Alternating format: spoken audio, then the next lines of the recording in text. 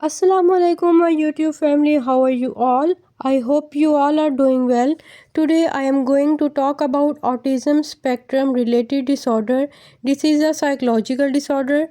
It is a neurodevelopmental condition that affects how a person communicates, interacts socially and behave. Autism spectrum related disorder basically ऐसा disorder है जो एक इंसान की समाजी ताल्लुकात और रवैये पे बुरा असर डालता है। इसी वजह से स्पेक्ट्रम कहते हैं क्योंकि इसकी शिद्दत मुख्तलिफ़ लोगों में मुख्तलिफ होती है। जी अब हम इसके कॉजेज़ की बात करते हैं। सबसे पहले फर्स्ट नंबर पे है सोशल कम्युनिकेशन प्रॉब्लम। इसमें ऐसा होता है कि एक पेशेंट को आंखों में आंखें डाल के बात करना मुश्किल लगता है, दूसरों के जज्बात को समझने में मुश्किल पेश आती है, उसको फ्रेंड्स वगैरह बनाने में भी डिफ़िकल्टी पेश आती है। इसमें इंसान अल्फाज या हरकत को बार बार दोहराता है। इसके अलावा हाथ हिलाना या जिस्म को झूलना इसकी आदत होती है। एक ही रूटीन पर कायम रहना या बाज़ औक़ात रूटीन को चेंज करते रहना भी इसकी आदत होती है। अगर हम सेंसरी सेंसिटिविटी की बात करें तो इसमें पेशेंट को आवाज़, रोशनी या छूने से ज़्यादा हसासियत का एहसास होता है। इसके अलावा कान बंद करना या हजूम से बचना इसको अच्छा लगता है।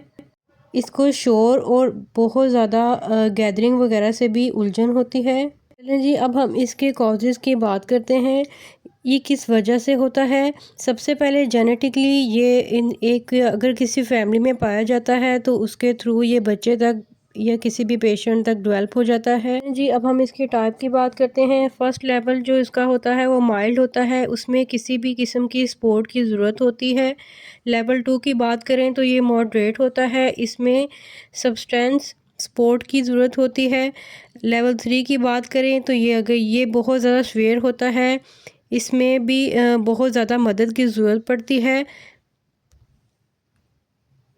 अगर हम इसके फर्दर सिम्टम्स को डिटेल से बताएं तो इसमें बच्चे को बोलने में मसला होता है, इवन वो ताख़ीर होती है, वो देर से बोलता है, नाम पुकारने पे वो जवाब नहीं देता, अकेले खेलना पसंद करता है, चीज़ों से या गैर मामूली चीज़ों से उसको लगाव होता जाता है।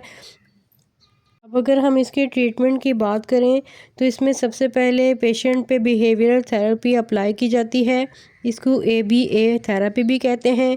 इसके बाद उस पर स्पीच थेरेपी अप्लाई की जाती है, ऑक्यूपेशनल थेरेपी अप्लाई की जाती है, स्पेशल एजुकेशन सपोर्ट प्रोवाइड की जाती है।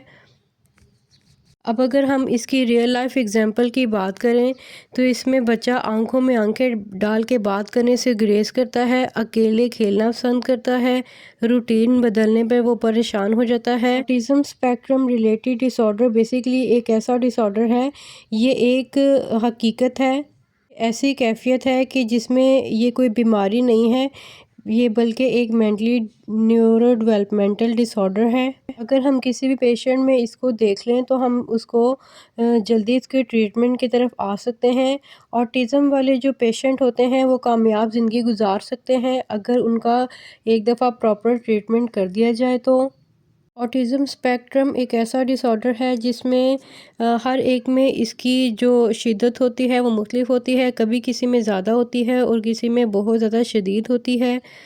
इसमें ऐसे होता है किसी से रब्ता करने में मुश्किलात पेश आती हैं, हम आंखों में आंखें डाल के बात नहीं कर सकते, दूसरों के जज्बात या फेशियल एक्सप्रेशन को समझ नहीं सकते, हमें कभी भी गैदरिंग में फ्रेंड्स बनाने में बहुत प्रॉब्लम्स का सामना करना पड़ता है। इसके अलावा हम मोस्टली अकेला रहना पसंद करते हैं। इसमें ऐसे होता है, ये एक ऐसा न्यूरो डेवलपमेंटल डिसऑर्डर है जिसमें हम एक ही रूटीन पे सख्ती से कायम रहते हैं, किसी ख़ास चीज़ में हद से ज़्यादा दिलचस्पी लेना शुरू हो जाते हैं। सेंसरी इश्यूज़ की अगर हम बात करें तो इसमें जो एक पेशेंट होता है वो आवाज़, रोशनी या छूने से ज़्यादा हसास हो जाता है, हजूम में बहुत ज़्यादा परेशान हो जाता है। इसके अलावा कुछ बच्चे तेज़ रोशनी या आवाज़ से कान बंद कर लेते हैं, बाज़ चीज़ों को बार बार देखना या घुमाना चाहते हैं। अगर हम इसमें बच्चों में इब्तिदाई अलामात کی بات کریں تو اس میں بچے میں نام پکارنے پہ جواب نہ دینا، اشارہ یا بھی اگر ہم اس کو پوائنٹ کر کے کوئی بات کریں تو وہ اس کو سیریسلی نہیں لیتا، دوسروں کے ساتھ کھیلنے میں دلچسپی بھی نہیں لیتا، کھلونوں کو سیدھی لائن میں لگاتا ہے، جیسے کہ یہ ایکٹیویٹی اس کو بہت زیادہ انٹرسٹڈ لگتی ہے، یا اس کے علاوہ بہت سی ایسی ایکٹیویٹیز ہیں جن کو وہ کرنے سے بہت زیادہ انٹرنلی سیٹسفیکشن فیل کرتا ہے۔ اگر ہم آٹزم اسپیکٹرم ریلیٹڈ ڈس آرڈر کے کازز کی بات کریں تو جینیٹکلی بھی کسی بچے تک پہنچ سکتی ہے، کچھ انوائرمنٹل فیکٹرز کے تھرو بھی بچے تک یہ بیماری پہنچ سکتی ہے۔ اگر ہم کسی بھی ویکسینیشن کی بات کریں تو ہم آٹزم اسپیکٹرم میں کوئی بھی ویکسینیشن کسی بھی پیشنٹ کو نہیں دے سکتے۔ اگر ہم اس کے ڈائگنوسس کی بات کریں تو بچے کے رویے کا مشاہدہ کیا جاتا ہے، والدین سے اس کی ڈیولپمنٹل ہسٹری لی جاتی ہے، اس میں پیشنٹ ڈاکٹر کی اسیسمنٹ کی ضرورت ہوتی ہے۔ آٹزم اسپیکٹرم میں کوئی بھی ہم بلڈ ٹیسٹ نہیں لیتے، اس میں بیہیویئرل تھراپی اپلائی کی جاتی ہے، اس میں اسپیچ تھراپی اپلائی کی جاتی ہے جیسے کہ بات چیت کرنے کی صلاحیت کو بہتر کرتی ہے، آکوپیشنل تھراپی اپلائی کی جاتی ہے۔ آکوپیشنل تھراپی ایک ایسی تھراپی ہے جو کہ پیشنٹ کو روزمرہ زندگی کے کام سکھاتی ہے، اسپیشل ایجوکیشن اس کو دی جاتی ہے۔ اگر ہم آٹزم اسپیکٹرم ریلیٹڈ ڈس آرڈر کی کوالٹیز کی بات کریں، اس میں پیشنٹ بہت زیادہ اسٹرانگ ہوتا ہے، اس کی میموری بہت اسٹرانگ ہوتی ہے، وہ بہت زیادہ چھوٹی سی چیزوں پہ اٹینشن دیتا ہے، ایون اس کو کہہ سکتے ہیں باریکیوں پہ بہت توجہ دیتا ہے، کسی بھی خاص کام میں اس کو غیر معمولی مہارت ہوتی ہے، اس میں تخلیقی صلاحیت بہت زیادہ ہوتی ہے۔ اگر ہم اس کے چیلنجز کی بات کریں تو یہ سماجی تنہائی میں رہنا پسند کرتے ہیں، ان کو بات کرنے میں مشکل پیش آتی ہے، تبدیلی ان سے بہت مشکل سے برداشت ہوتی ہے، ان کی سینسری آرگن بہت زیادہ اوور لوڈ ہوتے ہیں جس کی وجہ سے ان کو کسی بھی گیدرنگ میں کسی سے بھی کنورسیشن کو کنٹینیو کرنے میں پرابلم فیس کرنی پڑتی ہے۔ اگر ہم اس کے ریئل لائف ایگزامپل کی بات کریں تو آٹزم اسپیکٹرم ریلیٹڈ ڈس آرڈر کا جو بچہ ہوتا ہے یہ آنکھوں میں آنکھیں ڈال کے بات نہیں کرتا، اس میں اس بچے کی اگر روٹین چینج کی جائے تو وہ اس سے بھی بہت زیادہ پریشان ہو جاتا ہے، اس کو کسی بھی ایک خاص چیز سے بہت لگاؤ ہوتا ہے، جیسے کہ کوئی بھی ریپرز وغیرہ، کوئی گاڑیاں یا پھر کسی بھی خاص چیز سے بہت اس کو لگاؤ فیل ہوتا ہے۔ اگر ہم ڈیٹیل میں بات کریں تو آٹزم اسپیکٹرم یہ زندگی بھر رہتا ہے، اس میں اگر جلدی تشخیص ہو جائے تو پیشنٹ کو پراپر ٹریٹمنٹ کروانا چاہیے۔ ہر آٹزم والا جو پیشنٹ ہوتا ہے وہ ایک دوسرے سے ڈیفرنٹ ہوتا ہے، اگر ہم اس کے تھوڑی سی ہیلپ کے ذریعے اس کو نارمل یا کامیاب زندگی گزارنے میں ہیلپ کر سکتے ہیں۔ اگر ہم اس کے برین ڈفرینس کی بات کریں کہ اس کی وجہ سے دماغ میں کیا پرابلم ہوتا ہے جس کی وجہ سے یہ بیماری ہو جاتی ہے، اس میں دماغ کا کام دوسروں سے مختلف ہوتا ہے، بچے مختلف انداز میں کام کرتے ہیں، کچھ حصے اس کے بہت زیادہ ایکٹیو ہو جاتے ہیں، دماغ کے کچھ حصے بہت اوور ایکٹیو ہو جاتے ہیں، کچھ کم ایکٹیو ہوتے ہیں۔ اگر اس میں ہم بات کریں تو ایمیگڈالا مختلف رد عمل پیش کرتا ہے، یہ ایک ایسا حصہ ہے جو کہ ہمارے جذبات پیش کرتا ہے، ہم کوئی بھی پازیٹیو یا نیگیٹیو ایموشن جب شو کرتے ہیں تو یہ ایمیگڈالا شو کرتا ہے۔ اگر ہم اس کے ڈیٹیل کاز کی بات کریں تو یہ پیشنٹ کو جذبات سمجھنے میں پرابلم فیس کرنی پڑتی ہے، کسی بھی چیز کو لینے میں اگر ہم اسے کوئی چیز بھی کھینچیں یا پھر کوئی چیز پکڑیں تو اس کو پکڑنے میں بہت زیادہ عجیب سا رد عمل پیش کرتا ہے۔ سب سے پہلے ASD کو الگ الگ ڈس آرڈر میں تبدیل کیا جاتا تھا، اس میں کلاسک آٹزم کی بات کریں اس میں شدید علامات دیکھنے کو ملتی ہیں، اس میں سوشل ایشوز اور انٹیلیجنس بالکل نارمل ہوتی ہے۔ اگر ہم اس کے کوگنیٹیو ایموشنل فیچرز کی بات کریں تو کچھ افراد کی IQ بہت نارمل ہوتی ہے، اس میں انٹلیکچوئل ڈس ایبلٹی بھی ہو سکتی ہے۔ ڈیٹیل فوکس تھنکنگ کی بات کریں تو بچے چھوٹی چھوٹی چیزوں پہ بہت زیادہ توجہ دیتے ہیں۔ اگر ہم اس کے ایموشنل سمٹمز کی بات کریں تو بچے بہت زیادہ جذبات ظاہر کرنے میں ان کو ڈیفیکلٹی پیش آتی ہے، ایمپتھی کم نظر آتی ہے لیکن مکمل طور پر ختم نہیں ہوتی، اس میں انزائٹی بھی کامن ہے۔ ہم اس کے ڈیولپمنٹل ٹائم لائن کی بات کریں 0 سے 2 ایئر کے جو بچے ہوتے ہیں وہ مسکرانا کم کر دیتے ہیں، وہ آنکھوں میں آنکھیں ڈال کے بات کرنے سے گریز کرتے ہیں، کسی بھی آواز پہ رد عمل نہیں کرتے۔ موسٹ کیسز میں ایسے ہوتا ہے وہ کم رد عمل شو کرتے ہیں۔ اگر ہم 2 سے 5 ایئر کی ایج کی بات کریں تو بچے بولنے میں تاخیر کرتے ہیں۔ میں ایسا ہوتا ہے بچے کوئی بھی بیہیویئر کو ریپیٹ کرتے رہتے ہیں۔ اگر ہم +6 ایئرس کی بات کریں تو اس میں سوشل پرابلم پرومیننٹ ہونا شروع ہو جاتی ہیں، بچے کو اسکول جانے میں ڈیفیکلٹی پیش آتی ہے، اس کے اندر جو انٹرسٹ ہوتے ہیں وہ لمیٹیڈ ہو جاتے ہیں۔ نیکسٹ ہم ایسوسیٹیڈ ڈس آرڈر کی بات کریں، کوموربڈ فیکٹر جس میں کیا ہو سکتے ہیں، ADHD ہائپر ایکٹیویٹی ہو جاتی ہے۔ ہم اس کو کوموربڈ کریں ADHD ہائپر ایکٹیویٹی کے ساتھ کر سکتے ہیں، اینزائٹی ڈس آرڈر کے ساتھ، اس کے علاوہ ڈپریشن کے پیشنٹ کے ساتھ کر سکتے ہیں، ایپیلیپسی اٹیک جس کو ہوتا ہے فٹس وغیرہ پڑتے ہیں ان کے ساتھ کوموربڈ کر سکتے ہیں۔ اس کے علاوہ جس کو سلیپ پرابلم کا سامنا کرنا پڑتا ہے اس کے ساتھ بھی کیا جا سکتا ہے۔ اگر ہم اس کے ڈائگنوسس ڈیٹیل کی بات کریں تو یہ اس کے کلینکل کرائٹیریا کو فالو کرتا ہے۔ اس میں بچے کو سوشل کمیونیکیشن ڈیفیسٹ ہوتے ہیں، سوشل انٹریکشن میں ایشوز پیش آتے ہیں، نان وربل کمیونیکیشن میں ایشو پرابلم فیس کرنے پڑتے ہیں، اس کے علاوہ ریلیشن شپ میں پرابلم فیس کرنے پڑتے ہیں۔ ریپیٹیٹیو پیٹرنز کی بات کریں تو اس میں جو ہے بچے کو بہت زیادہ سینسری ایب نارملٹیز دیکھنے کو ملتی ہیں۔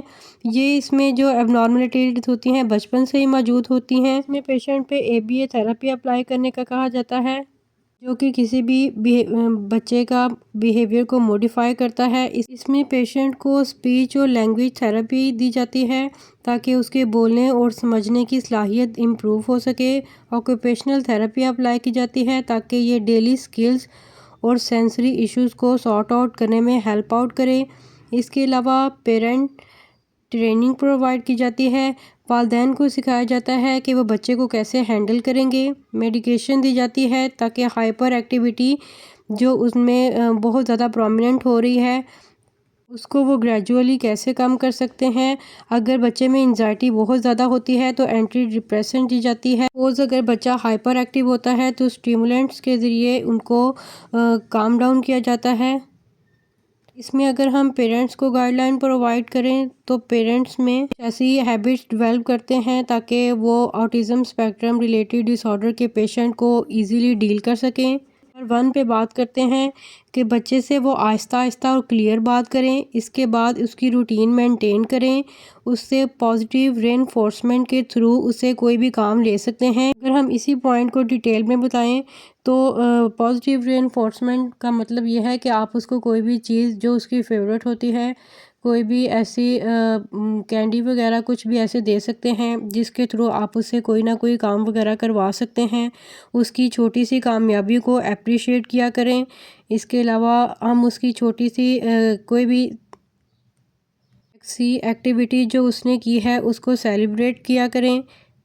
ہم کچھ ایسی چیزوں کی بات کریں تو یہ پیشنٹ کو بالکل بھی نہیں کرنی چاہیے۔